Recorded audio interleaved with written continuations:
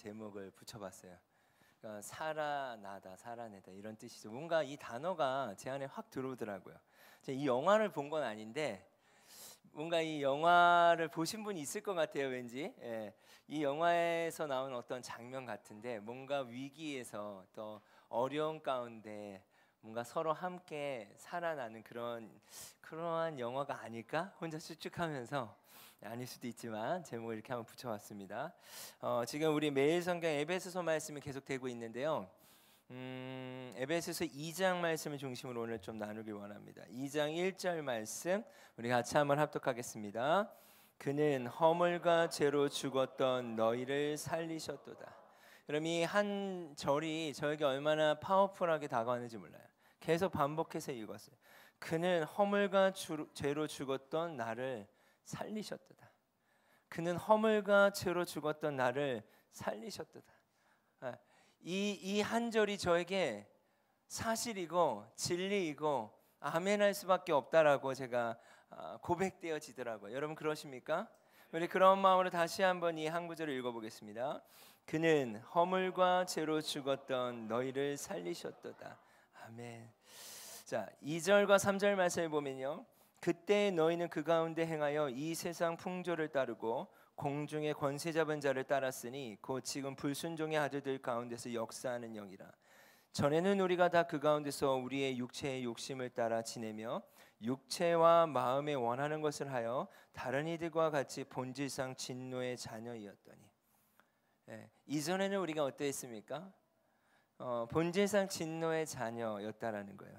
그러나 4절부터 7절을 보면 긍휼이 풍성하신 하나님이 우리를 사랑하신 그 큰 사랑을 인하여 허물로 죽은 우리를 그리스도와 함께 살리셨다라는 거예요. 그렇다. 본질상 나는 진노의 자녀이고 나의 욕심을 따라 지냈고 삶을 살았으며 여러분 우리가 잘 아는 말씀처럼 죄의 삭슨 사망이지 않습니까?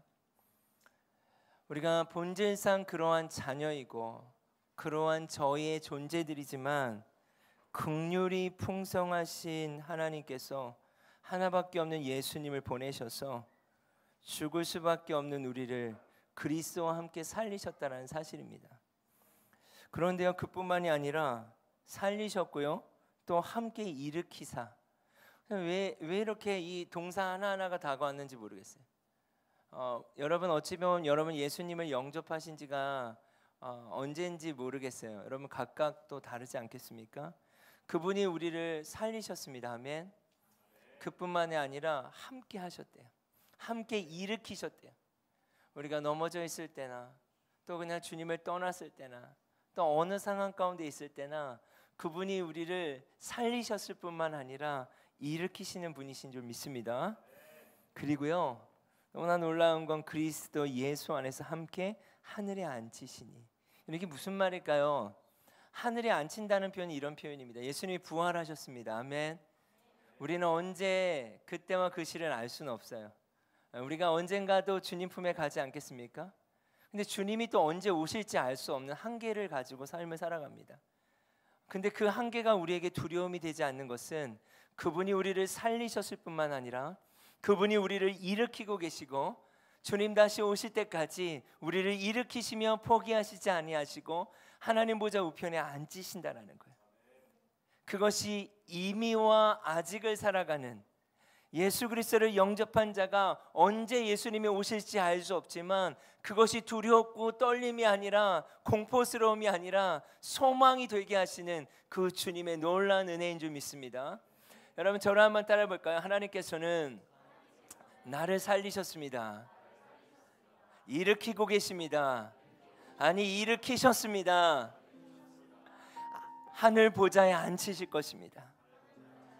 여러분 그 믿음이 우리에게 있길 원합니다. 그럼 왜 그렇게 하느냐? 이는 왜 그렇게 하느냐? 그리스도 예수 안에서 우리에게 자비하심으로써 그 은혜의 지극히 풍성함을 오는 여러 세대에 나타내려 합니다. 우리뿐만이 아니라 하나님이 우리를 살리시고 일으키시며 그 복음 안에 그 소망 안에 그 천국을 소망케 하시는 이유는 우리뿐만이 아니라 여러 세대에 나타나게 하려 하십니다. 여러분 그 일들이 우리 공동체 안에 계속 일어나길 간절히 축원합니다. 여러분 이 동사를 기억했으면 좋겠어요. 하나님 우리를 살리시고 일으키시고 앉히시는 분이십니다. 8절과 10절 말씀을 같이 한번 함독하겠습니다. 너희는 그 은혜에 의하여 믿음으로 말미암아 구원을 받았으니 이것은 너희에게 난 것이 아니요 하나님의 선물이라. 행위에서 난 것이 아니니 이는 누구든지 자랑하지 못하게 하려 함이라. 우리는 그가 만드신 바라 그리스도 예수 안에서 선한 일을 위하여 지으심을 받은 자니 이 일은 하나님이 전에 예비하사 우리로 그 가운데서 행하게 하려 하심이라. 아멘. 여러분 보세요. 너희는 그 은혜에 의하여 믿음으로 말미암아 구원을 받았대요. 제가 이 말이 어떻게 다가왔냐면 좀 뭐랄까 오늘 아침에 별이가 막 이것저것 챙겨요. 뭘 챙기나 봤더니 자기가 교회에서 당근을 하겠대요. 그러니까 막 이것저것 사. 그러니까 뭐 자기에게 필요 없는 뭐 필요할 수도 있지만 뭐 오빠들이 이제 필요 없어서 준 것들이 많아요. 예, BTS 관련된 것도 막 있고 막 이것저것 많아요. 그러니까 이거를 이제 자기는 팔겠다는 거예요. 예. 근데 제가 어떤 생각을 했냐면 선물이라고 하는 건요 가치가 있고 그 가치를 대가를 지불해야 되지 않습니까? 내가 무엇을 하나 사더라도 돈을 지불해야 되는 거예요. 아, 은혜라는 게 그렇구나. 하나님이 우리를 살리셨고 하나님이 우리를 일으키고 계시며 하나님이 우리를 끝까지 일으키셔서 구원의 여정이라고 하죠. 끝까지 우리를 일으키셔서 하나님의 그 보좌에 앉히시는구나. 그럼 이것이 하나님의 선물이고 은혜래요. 은혜라는 말은요 하나님의 선물이에요. 근데 이것이 그냥 우리가 받는 입장에서 너무나 감사한데 선물이라고 하는 건요 대가가 지불된 상태인 거예요. 선물을 주기 위해서는 누군가 돈을 지불해야 되는 거 아니겠습니까? 그래서 은혜구나. 그래서 선물이구나. 여러분 그 은혜가 우리 가운데 당연하게 생각되지 않았으면 좋겠습니다. 아멘. 너희는 그 은혜에 의하여예요. 은혜에 의하여 믿음으로 말미암아 구원을 받았으니 이것은 너희에게 난 것이 아니요 하나님의 선물이라. 그 선물에는 주님의 대가 지불이 있습니다. 그래서 우리의 행위에서 난 것이 아니니 이는 누구도 자랑하지 못하게 함이라.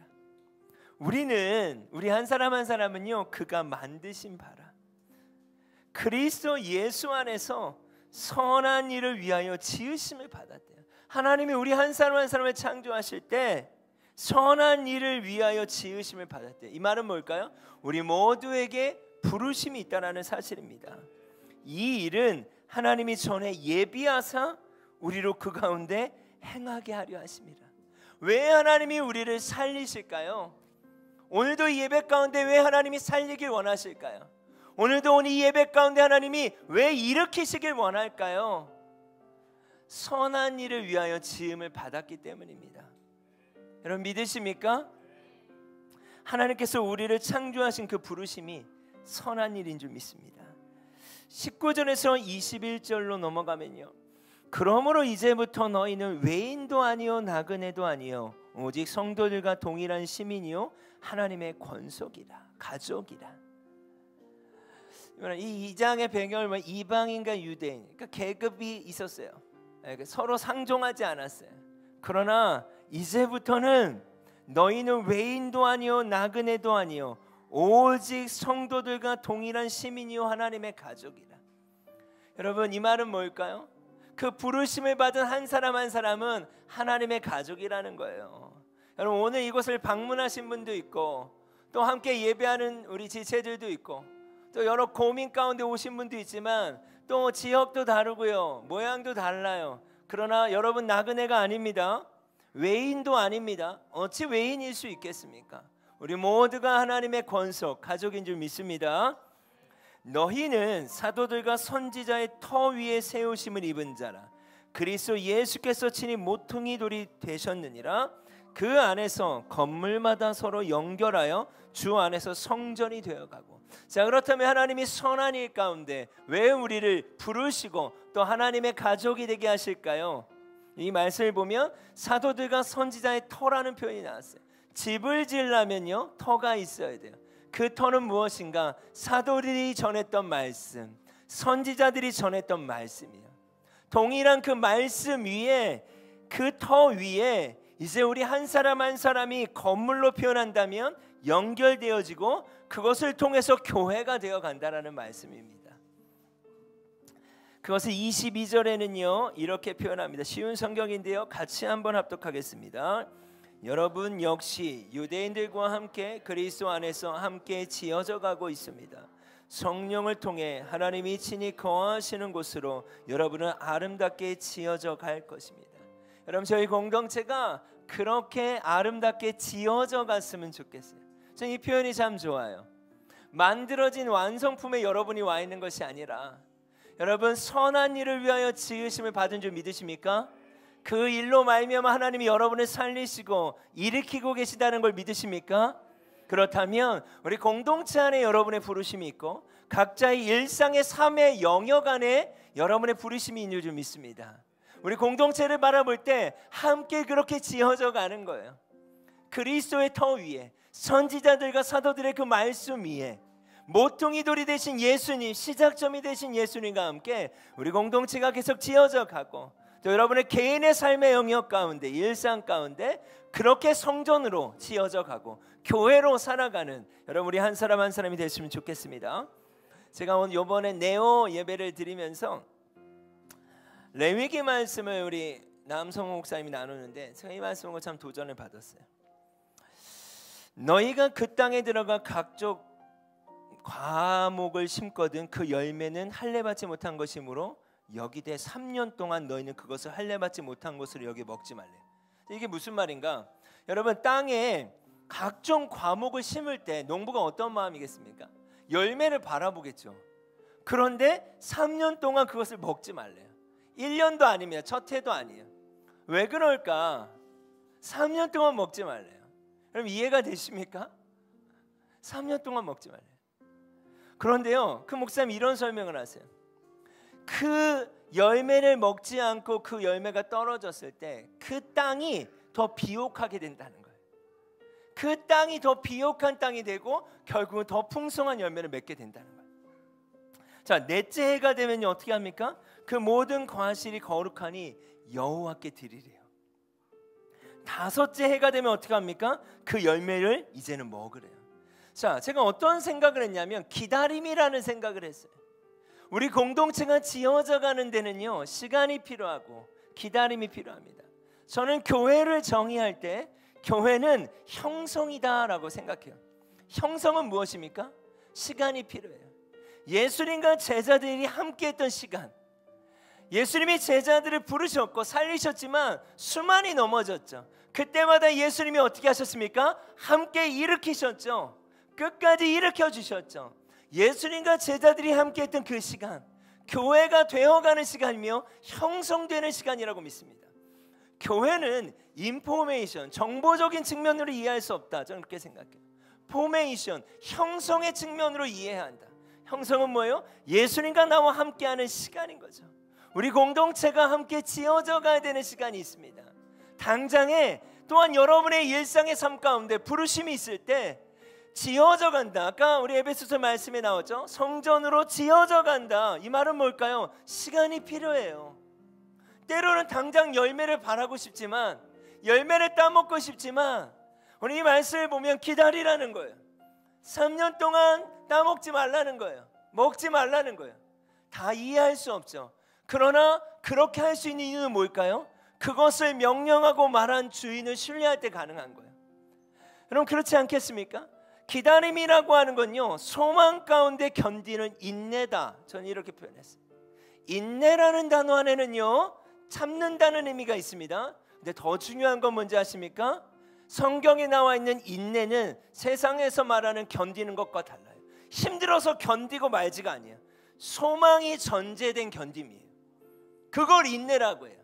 여러분, 우리가 개인의 삶의 영역 가운데 당장의 열매가 없어서 기다리는 지체들이 있을 수 있고, 이제 움직이는 교회가요, 김포에 온 지는 이제 6개월밖에 되지 않았습니다. 우리가 이 지어져가는 시간 속에 우리의 생각대로 되지 않는 영역들이 있을 수 있어요. 그러나 이 교회의 주인이 하나님이심을 신뢰하고, 여러분의 일상의 삶의 주인이 하나님 것을 신뢰하며 인내하는, 소망 가운데 견딜 수 있는 여러분, 우리 한 사람 한 사람이 됐으면 좋겠습니다. 오히려 그 기다림의 시간이요, 땅을 비옥하게 하며 더 아름다운 열매들을 맺히게 할 줄 믿습니다. 그것이 우리 공동체에게, 또 여러분의 개인의 삶의 영역 가운데 나타나길 원합니다. 전도서 4장 12절 참 많이도 선포했죠. 같이 한번 합독하겠습니다. 한 사람이면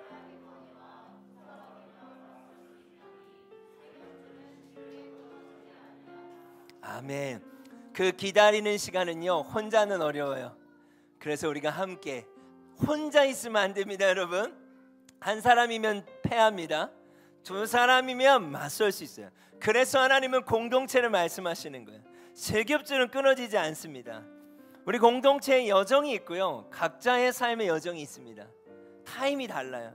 그러나 우리가 함께, 너희가 외인도 아니요 나그네도 아니라, 그런 마음을 가지고 우리가 함께 이 시간들을 보내줄 수 있는 공동체였으면 좋겠습니다. 아멘. 그럴 때 우리의 삶의 여정에 이렇게 기근과 같고 때론 열매 없는 것 같지만, 그곳에 여러분이 성령의 바람을 타고 하나의 씨앗들이 되어서 그곳에서 가장 아름다운, 광야에서 한 번도 보지 못하는 그런 아름다운 꽃들이 필 줄 믿습니다. 오늘은 제가 특별히 말씀을 이어가면서 우리 저희 교회의 훈련의 어떤 방향성에 대해서 좀 말씀드리도록 하겠습니다. 에베소서 4장 13절 말씀 같이 한번 합독하겠습니다. 우리가 다 하나님의 아들을 믿는 것과 아는 일에 하나가 되어 온전한 사람을 이루어 그리스도의 장성한 분량이 충만한 데까지. 여러분 보세요. 여기 말씀에 보면 믿는 것과 아는 것이래요. 믿는 거 중요합니다. 근데 아는 것도 중요한 거예요. 믿는 것과 아는 것이 하나가 돼야 돼요. 그래서 여러분 9월 이제 시작하면서 훈련 사역들을 좀 오픈하려고 합니다. 여기에 보면 그리스도의 장성한 분량이 충만한 데까지 이르라를, 온전한 사람이 되라를 어떻게 표현합니까? 그리스도를 닮는 온전한 사람으로서 성숙한 그리스도인이 될 것입니다. 성숙해지는, 지어져가는 시간, 그런 시간이 되길 원해요. 에베소서 4장 14절 말씀에는요, 이는 왜 그렇게 해야 합니까? 우리가 이제부터 어린아이가 되지 않아야 되는 거예요. 어린아이는 키가 크고 자라야 되지 않겠습니까? 우리가 훈련해야 하는 이유, 또 말씀을 배워야 하는 이유는요, 어린아이가 되지 말아야 돼요. 어린아이는 어떻게 되냐, 우리 밑에 쉬운 성경을 보면 파도에 밀려나는 배처럼 왔다 갔다 한대요. 우리를 속이고 유혹하는 온갖 새로운 가르침에 넘어가기도 한대요. 그렇게 어린아이처럼 왔다 갔다 하고 유혹에 넘어가는 것이 아니라, 말씀을 배우고 그 말씀 앞에 하나님이 뭐라고 말씀하시는지를 알고 믿는다는 건 뭐예요? 그것을 붙잡으로 말미암아 어린아이와 같지 않게 되는 그런 가을을 시작했으면 좋겠습니다. 자, 우리 교회의 중요한 DNA입니다. 같이 한번 읽어볼까요? 교회로 살면 교회는 개척된다. 여러분, 이 한 문장이요, 저희 교회가 세워지는 말씀이에요. 저희는 교회로 살길 원해요. 그러면 교회가 개척되는 줄 믿어요. 근데 여기 이제 김포에 와서 하나를 더 집어넣게 됐습니다. 그건 뭐예요? 건강한 교회로 살면 건강한 교회는 개척된다.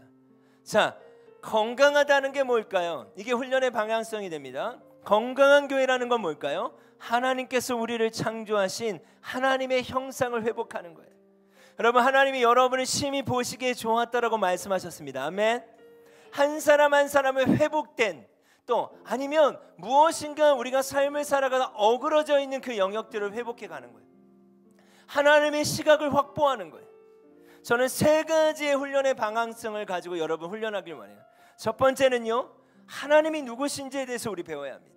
두 번째는요, 하나님께서 창조하신 나는 내가 누군지를 배워야 돼요. 지금까지 우리는 보통 하나님이 누구신지에 대해서 궁금해야 했어요. 근데 중요한 건 무엇입니까? 그것을 고백하고 믿는 주체가 누구예요? 나예요. 내가 누군지에 대해서 배우지 못했던 것 같아요. 네. 하나님을 알기 위해서 내가 누군지를 알았어야 되는 거예요. 그렇기 때문에 맹목적으로 신앙생활을 해왔을 수 있다. 이 지점들을 회복해 가고요. 세 번째는 무엇인가? 그렇다면 하나님이 누구신지 알고 내가 누군지 알았다면 나의 부르심은 무엇인가? 이 부분까지를 한번 건드려보는 훈련들이 있었으면 좋겠습니다. 이것이 무엇인가? 움직이는 교회로 살아가는 것인 줄 믿습니다. 자, 여러분, 하나님의 형상을 회복한다는 건요, 여러분 총체적이고 전인격적이어야 된다고 저는 생각해요. 왜요? 하나님이 우리 한 사람 한 사람을 창조하실 때 전인격적으로 창조하셨어요. 5가지 영역의 훈련들을 저희가 하게 됩니다. 하나는 우리가 흔히 알고 있는 영적인 거예요. 하나님이 누구신지를 알아가고 예수님이 누구신지를 알아가며 말씀이 무엇인지, 기도가 무엇인지를 알아가는 것이 영적인 거예요. 자, 그런데요, 이 영적인 것이 정서적인 것을 대체할 수 없습니다. 이런 거와 같죠. 우리의 마음이 너무 힘들고 고통스러우면 우리가 흔히 하는 건 뭐예요? 영적인 활동을 높여가는 거예요. 근데 우리가 경험해요. 영적인 활동을 높여간다고 내 마음이 해결되지 않을 때가 많아요. 자, 이런 부분들을 배워가야 한다고 생각합니다. 하나님이 허락하신 감정, 내가 누군가, 어떻게 관계를 맺어가는가. 지금 현재 자매들이 저와 함께 지금 2달 넘었는데 5명이 훈련을 받고 있고, 우리 형제들이 이번 주에 2명이 시작됐어요. 여러분 지금 7명이 훈련 중에 있습니다. 계속해서 훈련들이 오픈될 거예요. 그때마다 여러분 함께 하시면 될 것 같고, 정서와 사회적인 것을 나눴었는데 이번에 합치게 돼요.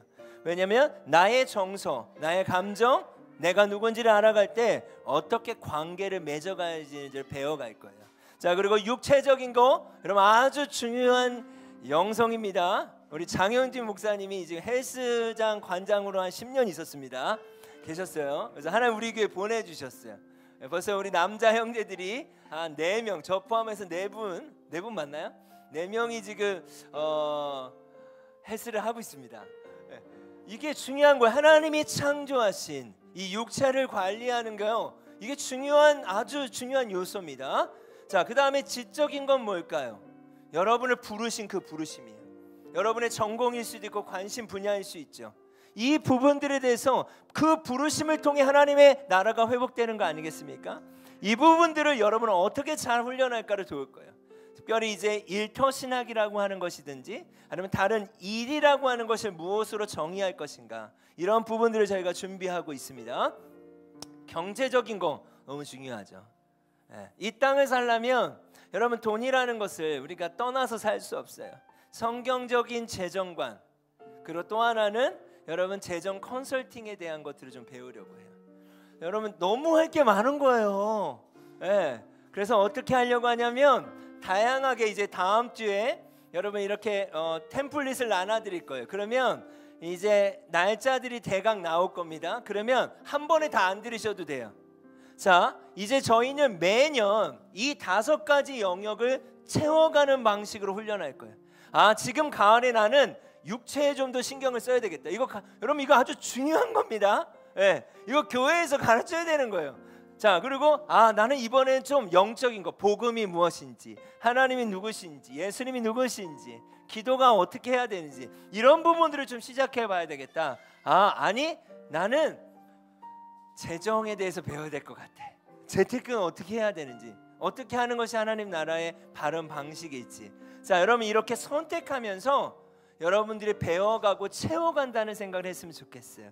그래서 나 한 사람이 움직이는 교회라는 건 뭐예요? 이 모든 것들이 골고루 여러분이 채워지는, 그것을 저는 건강한 것이다, 건강한 교회다 라고 정의하고 싶습니다. 자, 여러분 저희 교회에 또한 아주 중요한 훈련이 있습니다. 우리 성도라면 모두 다 한 번씩은 이 훈련을 받으셔야 돼요. 자, 이게 뭐냐? 일상교회 개척 스쿨이에요. 그럼 궁극적으로 나의 부르심은 무엇인가? 내가 일상의 삶에서 어떻게 교회로 살아가는가를 훈련합니다.